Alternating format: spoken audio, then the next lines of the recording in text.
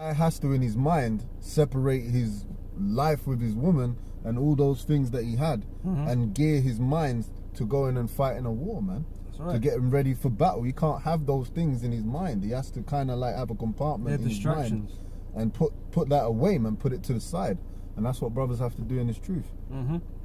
But I got a couple of websites here because I was looking at military families and stuff like that. You know, since we're on the soldier talk, right? Yeah, this is from military.com, whatever. But it says a military life 101, right? It says when it comes to family, military spouses, significant others have what can seem like the most difficult, rewarding, terrible, wonderful, gut-wrenching, incredible job holding down the home front. Okay, the home front is these scriptures for us. Okay, this is what we're holding down. Okay, it says it's not an easy task, but it's not impossible. It says yes, you can keep your relationship healthy and help your kids have a great, well-adjusted childhood. Now, the point I want to bring out here is the well-adjusted bit, because it ain't a normal life. Okay, anyone that's around us or a part of us, man, it has to have an adjusted life. Okay, you don't run normal lives. Which is going back into the definition right there, man. You know, we just don't. Okay, because what's required of us is more than just a regular what a regular person is willing to do. Okay, we're beyond that. Okay, we are called to do an exceptional thing. Okay, so this is an exceptional circumstances that we're under, man. Because in the kingdom, we ain't gonna have to be like this. Okay, we can be at peace in the kingdom, man. We can enjoy our children. We can enjoy our families. You know, we can enjoy our work and stuff like that, man. We can enjoy our brethren. You know, we can enjoy being amongst each other. But we just can't do that right here, right now, man. Okay. It says military life can be very stressful on families, long separations, frequent moves, inconsistent training schedules, late nights in the office, and the toll on mental and physical injuries on both the service member and the family can all add up over time. Okay, so not only do we go through things, we acknowledge that our women go through things too. Our family goes through things. Okay, but it sometimes it can't be helped. It has to be that way, man. And you can only pay so much attention to that stuff that's happening to them, because it can't change. A lot of it can't change. You know, and you have to just get on with the stuff you're doing. Don't let it play in the back of your mind. Oh yeah, but you know, it's making them upset and this and that. I don't want to see them like. Sometimes that's just too tough. Okay, and they have to deal with it just like you have to deal with shit. So you got to continue doing what you are doing, man. In this truth, you have to continue doing what you are doing. Okay, yes, it's gonna affect them. You know, you're gonna have to kind of put that in the back seat, man, and let the Lord deal with it. To some degree, man. There might be some things you might be able to help do, you know, if it's in your power to do that. But a lot of the stuff, man, is rooted at the very core and basis of our being in terms of this truth, man. And those things can't be changed. You know, so that's always going to be an issue for them. Okay.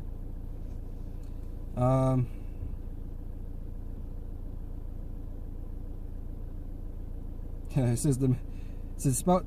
Oh yeah, the team knows that making it in the military isn't a matter of willpower. It's about arming yourself with the tools and knowledge of the best tips and tricks for military happiness. Yeah, it's about arming yourselves with the truth. The more you understand this word, the more easier things are. Okay? The more she understands to a degree certain things, you know, the easier things can be if she can come to terms with it. The whole problem is a woman doesn't usually come to terms with very much, you know, because they're difficult, okay, and emotional. But you know, it is what it is. You deal with your family as you see fit, okay, in your own wisdom, okay. That's for that one. There's another excerpt here. It says, I knew that this is another account. It says, I knew that I was into what I was entering into when I married Jake. I knew he'd have to leave at some point. He even sat me down and explained it all to me before we got married. With what a life with a soldier, even a part-time soldier, would entail. Okay, difficulties, man. Difficulties. Okay. I listened closely to what he said and even had and even had my doubts for a spell about whether I could hack such a life. Okay, because it's not an easy life for either party, right? So, but in the end, I decided I'd rather have a life with him than without him. Okay, and that again, might as well get that now.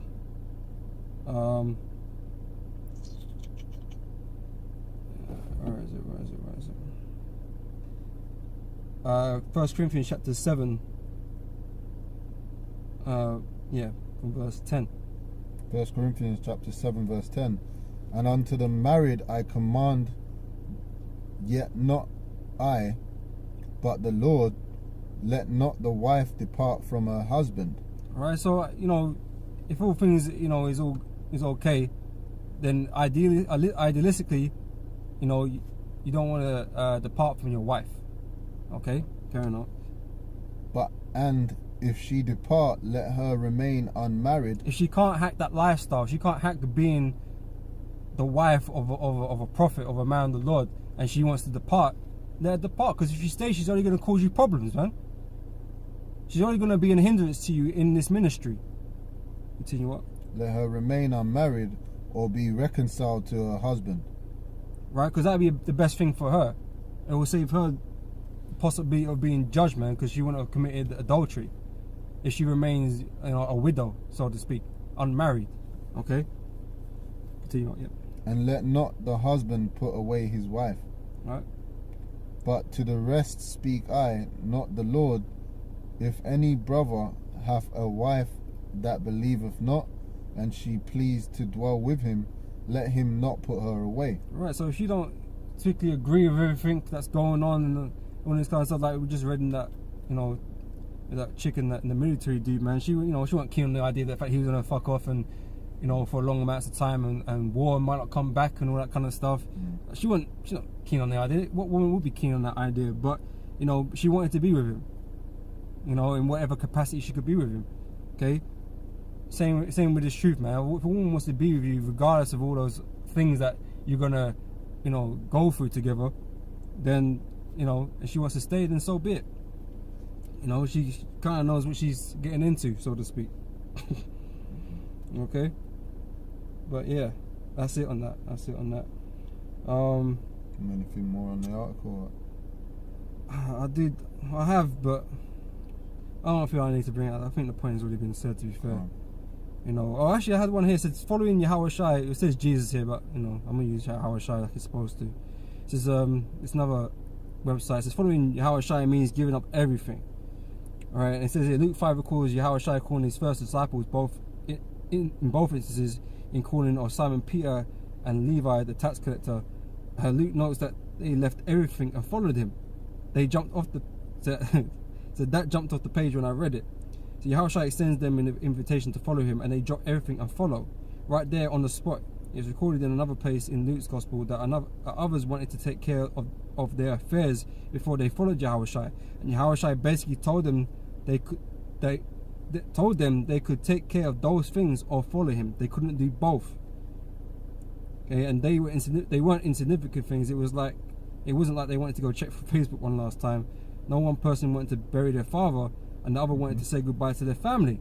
Okay, but Yahushua shut them down and said, "Look, you're coming, or you're not coming." And it's those attachments to the world that stop you following Yahushua with all your heart and all your mind, all your spirit. Okay, and this is the point. Yahushua, if he requires it of you, man, you have to do what you gotta do.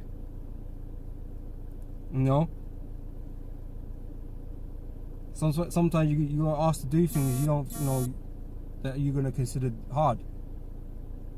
But yeah. I had other things, man, but I don't feel like I need to read them now, to be honest. I've probably spoken enough about it. But we're looking at things that did the apostles abandon their wives and kids? Guy said abandoning would be the wrong term, but they would have left them in certain spots. They would have seen them again at some point. But back in the ancient days, man, a journey wouldn't. It's not just like a car journey. You can go drive somewhere for an hour and you'll be in the next destination or whatever. A journey might be a month or two away, man. to go, preaching in different parts of the world. It might have took them a month or two to travel there and come back. You might not see them for 4 or 6 months. And that's just the reality of it, man. We kind of move on a similar level. In this time, the Lord has mercy in a sense that it's not like that. We don't have to travel places to teach this word now. The Most High has given us the internet to be able to push the word throughout the 4 corners, so we don't really have to go anywhere to do that. So we're relatively close to our families at all times, I guess. It's just it's just all good for them, but it's still not enough for them. They want you to be around them 24/7, which me personally, I just can't do. My spirit just can't deal with that. But I got the account. Yeah, but 1 second. So. But that's just the kind of mode that we're in, being in the truth, man. We need some time to chill, man, from family life and stuff like that, man. Because it's not, again, like I said, it's not how you want it to be, man. It ain't perfect. Okay, if things are not perfect, that's including yourself. It pisses you off, man. You piss yourself off. Okay, go on. It's lucky. I got that account that was mentioned in the article, which is Matthew 8. I'll start from verse 21. Now, just before I read this, scriptures tell you that Yahweh Shai was an austere man, which means serious, right? Matthew 8 and 21. And another of his disciples said unto him, Lord, suffer me first to go and bury my father. But Yahweh Shai said unto him, Follow me, and let the dead bury their dead. And when he was entered into a ship, his disciples followed him. So he just turned and entered into the ship, and who was with the Lord was with the Lord. Yahweh Shai said he's of his father's business, man. So that just shows you the severity of what you're into, man. You got to be in it or not in it, and that's how serious the Lord put it to his disciple, man. So we got to follow the same path. That's right, man. And you go through the scriptures, man. The prophets, the men that the Lord chose, man. Some of them are asked to do what might be considered extreme things to do, man. Isaiah, he traveled through the wilderness butt naked, man. Where was his family involved in that? No, he was on his ones, man. Whatever was happening, I don't know enough about Isaiah to say he had family and stuff like that yet. I didn't look into that. But he was asked to go out, man, and do that. I've got the account here. If you want to read it quickly up. Yeah, go ahead. Isaiah 20, verse 1 to 3, just read. But if it's required, man, that's what you gotta go do. That's the point, man. What things seem unreasonable to most men is not unreasonable to the Heavenly Father, man. Okay, if we have to go do these things, if we make these decisions, we gotta go do them. Okay, without with little fuss, man. Go on. Isaiah 20 and 1. In the year that Tartan came unto Ashdod, when Sargon the king of Assyria sent him and fought against Ashdod and took it, at the same time spake the Lord by Isaiah the son of Amos, saying, Go and loose the sackcloth from off thy loins, and put off thy shoe and from thy foot.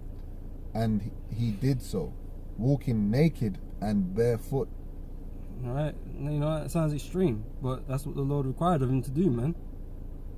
So, like I said, what might seem unreasonable to a normal person, it isn't at the end of the day. Yeah, you got some camps out there, they got that cool running spirit, man. They're looking to that white man for that escape, that escape button, man. That's why the scriptures talk about us being prisoners of the Lord. If you can get me Matthew chapter 10 verse 6. 10 verse 6? No, 22, verse 22. Matthew 22 and 6. 10 verse 22. Matthew 10, 22. Come on. Yeah, there's no joke about being a soldier, man. It's all serious.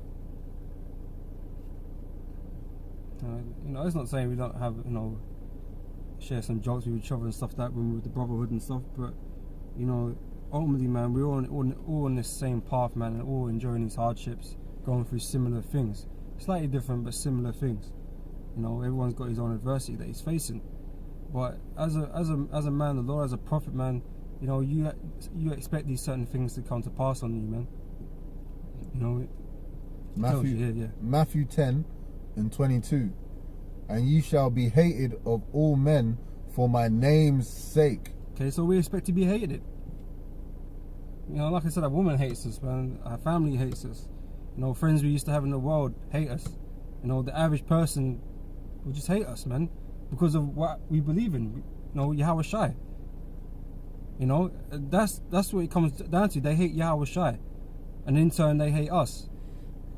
But we understand that. We expect those things.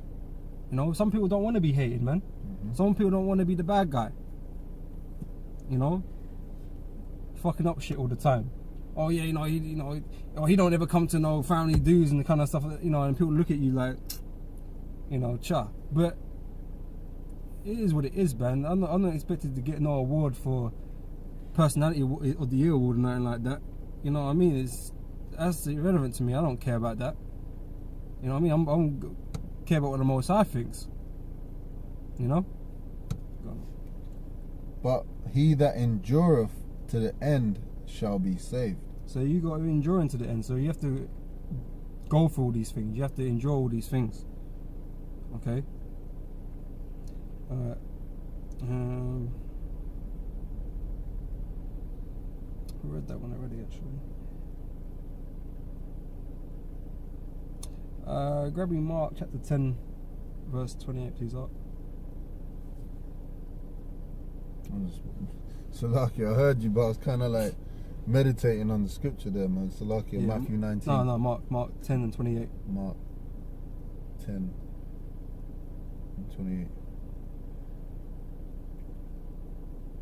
It says, Then Peter began to say unto him, Lo, we have left all and have followed thee.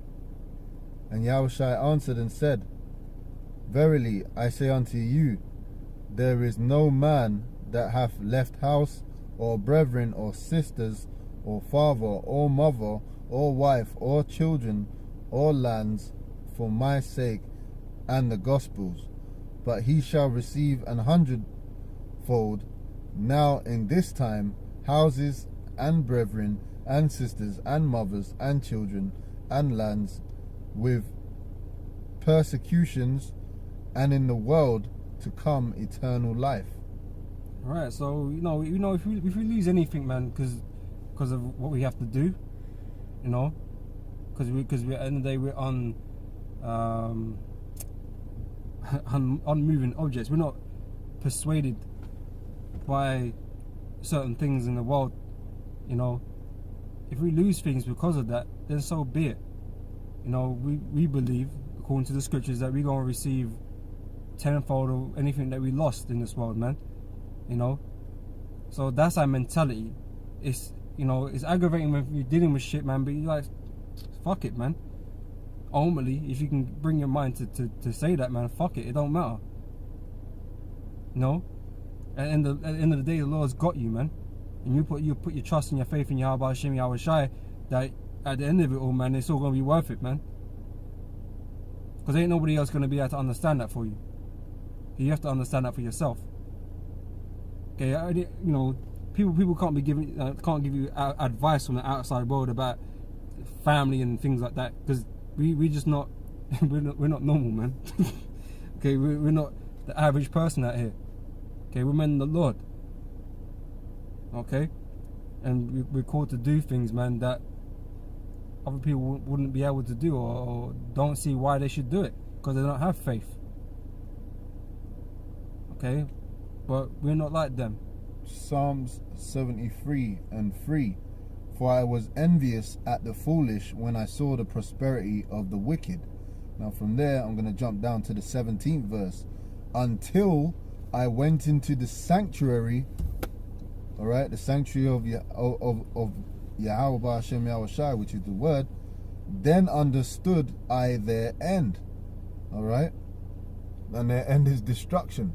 So don't be envious of the prosperity of the people in this world, man, and men that may look like you, but they're not thinking like you, man. All right? If you're an Israelite, man, your mind is not supposed to be the same as the average Negro or whatever tribe that's walking around in this world, looking at this world from the worldly perspective, man. You're supposed to have a different mind. You're supposed to be a new man. But anyway, that's a video for another time.